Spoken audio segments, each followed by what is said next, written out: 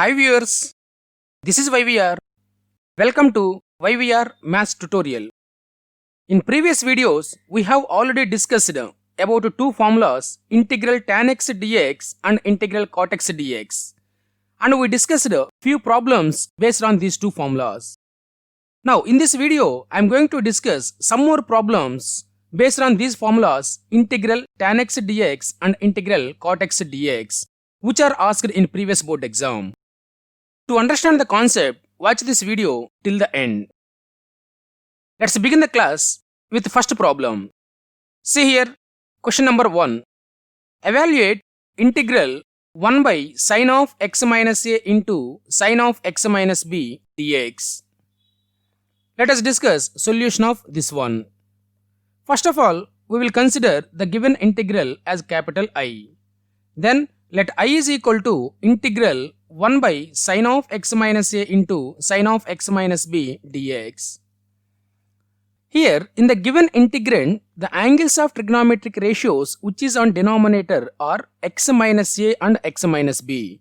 Now, I want to create one relation between the angles x minus a and x minus b on numerator. So for that, I am going to multiply and divide with the term sin of a minus b.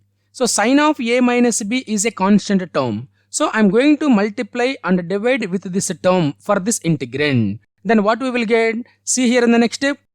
1 by sin of a minus b into integral sin of a minus b by sin of x minus a into sin of x minus b dx. So here just I multiplied and divided with the constant. What is the constant here? Sin of a minus b. Now this a minus b can be written as x minus b minus of x minus a. So observe carefully students here. A minus b can be written as x minus b minus of x minus a. So in this integrand, the numerator part sin of a minus b can be written as sin of x minus b minus of x minus a. So see here in the next step, 1 by sin of a minus b into integral sin of x minus b minus of x minus a by sin of x minus a into sin of x minus b dx.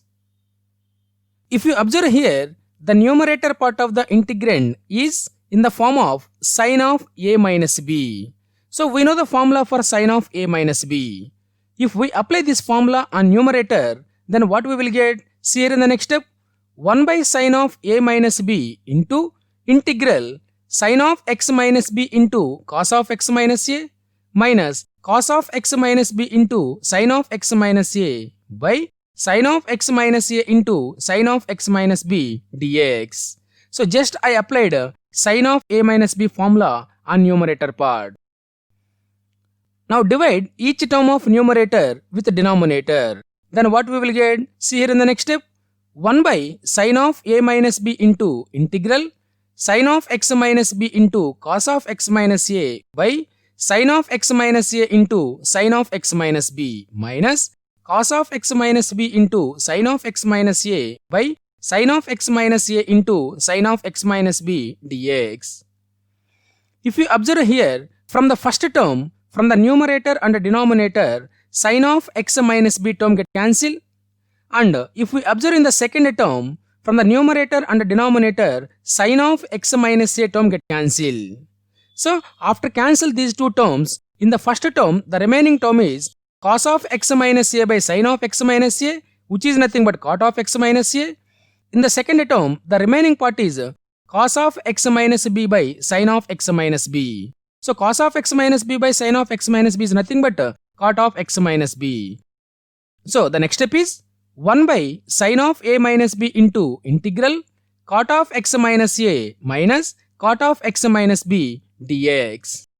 Now I am going to apply individual integrals. Then the next step is 1 by sin of a minus b into integral cot of x minus a dx minus integral cot of x minus b dx. If we observe here, both the integrals are in the form of integral cot of ax plus b dx. So we know the formula for integral cot of ax plus b dx. So if we apply this formula here, then what we will get? See here, 1 by sine of a minus b into log modulus of sine of x minus a minus log modulus of sine of x minus b plus c.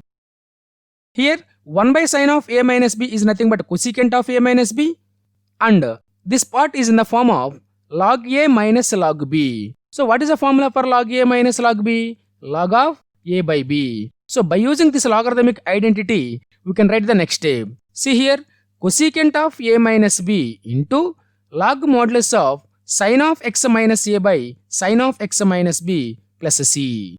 So this is the final answer for the given integral. Here, some students they may get one doubt in this step. Why you multiplied and divided with the constant sine of a minus b here? Why we can't multiply and divide with a cos ratio? To clarify that doubt, we have to observe this step. So in this step, if you take cos, here you will get cos of a minus b formula. Cos of a minus b formula is cos a cos b minus sin a sin b. After splitting the terms, we will get cot of x minus a into cot of x minus b in the first term. And in the second term, we will get 1. Observe carefully, students. If we multiply with the constant cos of a minus b in the second step, on numerator, we will get a cos of a minus b formula.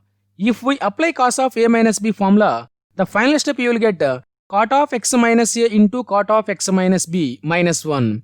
But we don't have any standard formula for product of cot of x minus a into cot of x minus b. That's why we can't take cos ratio here.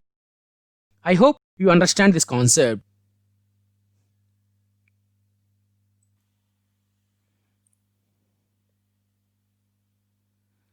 Based on the same concept, let us discuss one more problem. See here, question number 2. Evaluate integral 1 by cos of x plus a into cos of x plus b dx. Let us discuss solution of this one. First of all, we will consider the given integral as capital I. Then let I is equal to integral 1 by cos of x plus a into cos of x plus b dx. If we observe here, in the given integrand, the angles of trigonometric ratios which is on denominator are x plus a and x plus b. Now, I want to create one relation between these two angles x plus a and x plus b. So for that, I am going to multiply and divide with some constant term. So here, I am going to multiply and divide with the constant term sine of a minus b. So see here in the next step, 1 by sine of a minus b into integral sine of a minus b by cos of x plus a into cos of x plus b dx. So what I did, students, here, just I multiplied and divided with the constant term sine of a minus b. In this integrand, the numerator part term is sine of a minus b. So this a minus b can be written as x plus a minus of x plus b. Observe carefully, students, here. This a minus b can be written as x plus a minus of x plus b. So this a minus b I wrote as a combination of difference of these two angles. So the next step is 1 by sine of a minus b into sine of x plus a minus x plus b by cos of x plus a into cos of x plus b dx. If we observe here, the numerator term is in the form of sine of a minus b. So we know the formula for sine of a minus b. If we apply this formula, then what we will get? See here, 1 by sine of a minus b into integral sine of x plus a into cos of x plus b minus cos of x plus a into sine of x plus b by cos of x plus a into cos of x plus b dx. Now divide each term of numerator with denominator. Then what we will get?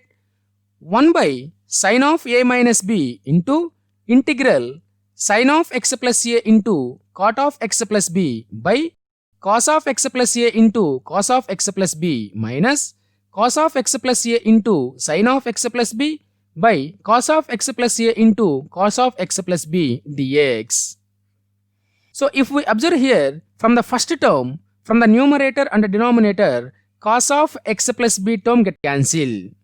In the second term, cos of x plus a term get cancelled.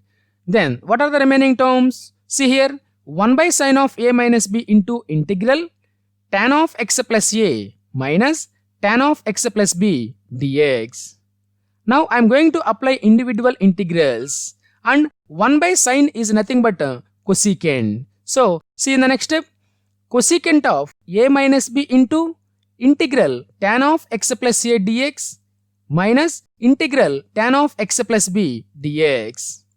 If we observe these two integrals are in the form of integral tan of ax plus b dx.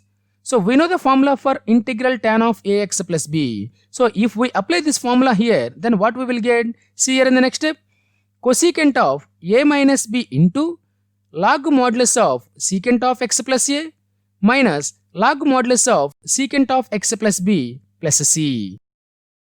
So if we observe here, this part is clearly in the form of log a minus log b.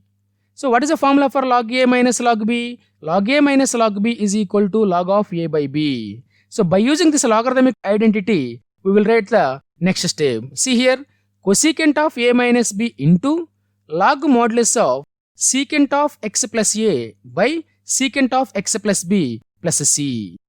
So this is the answer for the given integral.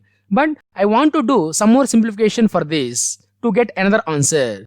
So from the trigonometric identities, we know secant theta is equal to 1 by cos theta. So here on numerator and denominator, the secant terms I am going to write as 1 by cos terms. Then what we will get? See here in the next step, cosecant of a minus b into log modulus of 1 by cos of x plus a by 1 by cos of x plus b plus c. So here, if you write the reciprocal terms, then what we will get? See here in the final step, cosecant of a minus b into log modulus of cos of x plus b by cos of x plus a plus c. So this also one of the answer for the given integral. So for this question, we can write any one of these two answers. Like previous question, here also you may get one doubt.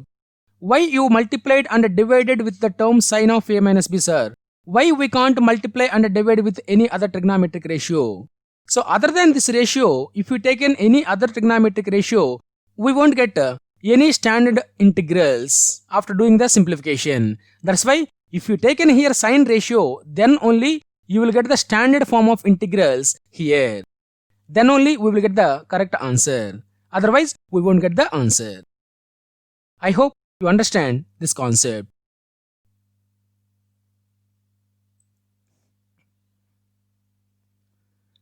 So till now, we discussed two model questions. So based on these two model questions, I will give you two more problems for self-practice. See here, question number 3. So I will give you the hint for the given integral. Let I is equal to 1 by sin of a minus b into integral sin of a minus b by cos of x minus a into cos of x minus b dx. So like previous questions, I multiplied and divided with the constant term, that is sin of a minus b.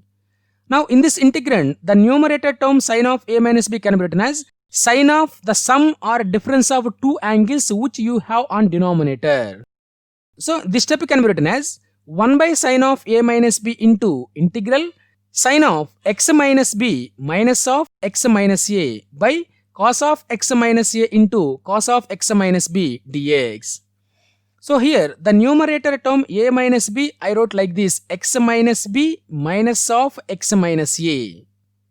Now you can apply on numerator sin of a minus b formula and then split the terms, then you will get the standard integrals. For that standard integrals, if you apply the formulas, then you will get the final answer for the given integral. Like this, I will give one more question for self-practice. See here, question number 4. If you observe the previous 3 questions, on denominator, we have product of two trigonometric ratios. The product of two trigonometric ratios are same trigonometric ratios. Observe the previous 3 questions carefully, students. On denominator, the product of two trigonometric ratios are there. The two trigonometric ratios are same ratios. That means the product of sine ratios or the product of cos ratios. But in this question, on denominator, we have the product of sine ratio and cos ratio.